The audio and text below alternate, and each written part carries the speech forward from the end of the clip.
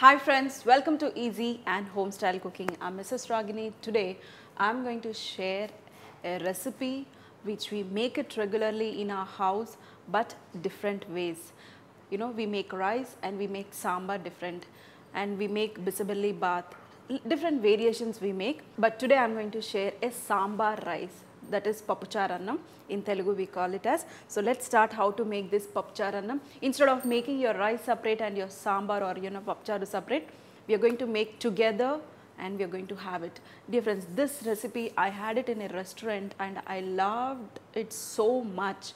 Then I started making in my house once in a while, instead of making different, mixing together, and I was making it. So I thought of sharing this recipe with you. So let's start.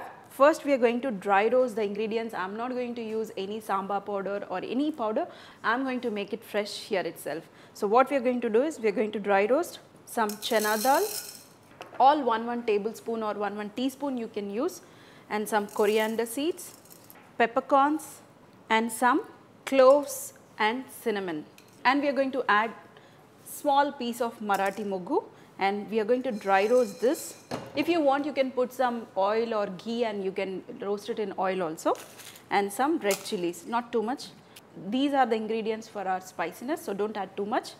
In a slow flame, if you dry roast, you will get an excellent flavor and it won't burn.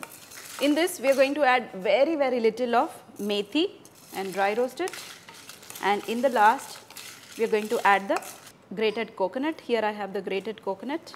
We are not going to roast the coconut half a minute, then we are going to switch off the flame and transfer this into a blender. You can make a paste or a powder, because anyway we are going to add it in the sambar rice. So you can make powder or a paste. This is done. I am going to put this in a plate and I will rest it for some time, and then I am going to make a paste. In the same pan we are going to make our sambar rice. Now to make the sambar rice I am using ghee. This is for tempering.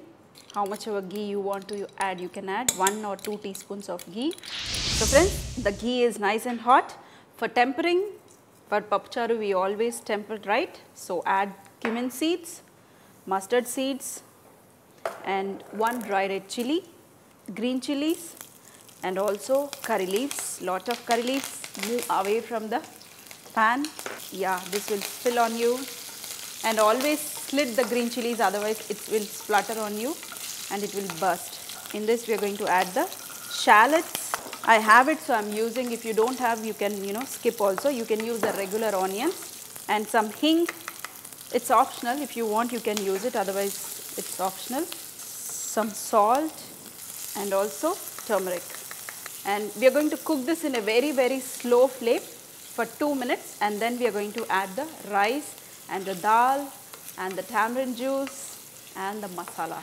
So friends, here you can see the onions are slightly cooked, and you need not cook it too much because we are going to add all the ingredients and we are going to pressure cook. So all the ingredients going to be mashed. So if you want that way you can do, or otherwise you can put the tempering in the last, but I love it this way. You can try this way also. Today I am using the broken rice. If you want, you can use the regular rice also. And in this dal, cooked dal, you can take equal quantities, 1 cup of dal and 1 cup of rice, and also tamarind juice. As per sourness you can add it. Dear friends, once the rice is ready, in the last, if you want, you can check the taste and then adjust the consistency, adjust the sourness, everything you can do it in the last. Right now you can just add everything and pressure cook. Now here is the masala which we dry roasted and made into a nice powder. We are going to add water. Rice is there, so we need to add good amount of water because rice needs to cook. If you are taking 1 cup of rice, then you need to add 4 cups of water, including your tamarind juice. So this is done. Now we are going to add salt. We did not add salt, so add salt as per taste. Mix it.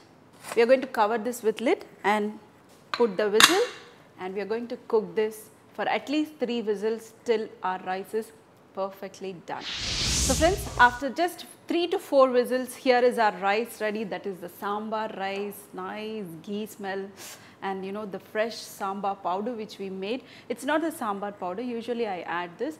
It's smelling so awesome. you can just remove the lid, add good amount of water because it's a sambar rice, it should be nice juicy. So, you can add extra water, no problem. I used broken rice. If you want, you can use the regular rice also, but anyway we are going to put it in a pressure cooker and we are going to cook till it is nice and mashed. So, instead of adding a regular rice, add broken rice. This is the best way, dear friends. Nice smell, little bit thin. Now I am going to adjust the consistency, switch off the flame, check the taste. This is superb. I can add some water. I wanted little bit thin, so I added little more of water. Sourness is perfect. If you need any more of sourness, then you can add some tamarind juice also, but I don't need any tamarind juice. This is perfect. Little more of what I can add. Let it simmer for just 1 to 2 minutes and we are going to add some coriander in the last and serve the dish. After simmering this for 1 minute, you can see this is little bit thin. Now I am going to switch off the flame. I am going to add for flavoring little bit of coconut milk.